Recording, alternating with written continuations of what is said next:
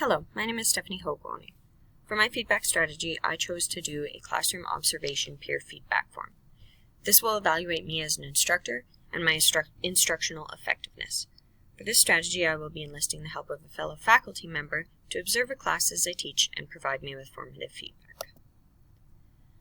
There are some best practices that should be followed during this method. Faculty involvement is crucial to this process. Due to there being unique differences in teaching styles between departments, peer observation forms should be tailored by all involved to fit with departmental expectations and guidelines. You will need to conduct a pre-observation meeting. This meeting is where you can explain to the observer your plan for the class, review materials that you are going to be using, and inform them of your outcomes you wish to achieve for the class. You can also discuss with your observer if there's anything in particular that you want them to watch for and provide specific feedback on during the class. During your class observation, you want to ensure that the room is set up to provide your observer with a good vantage point. You need to ensure, though, that this vantage point will not become a distraction to you or the students during your lesson. At the conclusion of the observation, you need to do a post-observation meeting.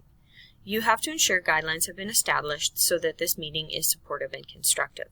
It is beneficial for the observer to provide feedback to the instructor both verbally and in writing on the form.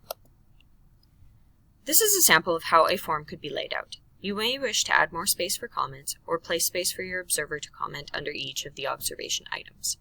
I chose to use a Likert scale to give the observer an easy method to determine how proficient I am being at each item. When creating the items, keep in mind assumptions made in andragogy, characteristics of effective instruction, and an understanding of what makes students resistant to learn. All of my items are designed to point out to me where I am being proficient in these areas and where I can improve to become a more skillful instructor. Some pros of this method. Because your peer has an understanding of what it is like to be an instructor, they can give you an experienced opinion. They can provide you suggestions based on their personal experience that can benefit you in your practice.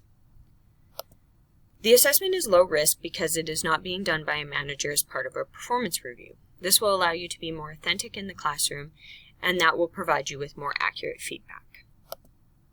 It provides mutual benefit because assessing a peer helps you to become more aware of your own performance. You will be comparing and contrasting their performance to yours, and this may allow you to identify areas that you could improve. Some cons of this method. Your colleague may not want to hurt your feelings or create a rift between you two, so they may not give you the most genuine feedback. Feedback may be inaccurate. Your colleague may think you are doing a great job because you share similar learning and teaching styles, but your student group is diverse and may not share the same opinion.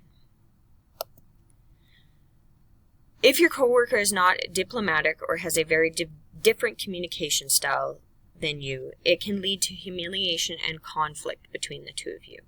This creates a strain on your relationship. It is difficult because having someone very different from you evaluating your performance may have you end up with more genuine and accurate feedback, though.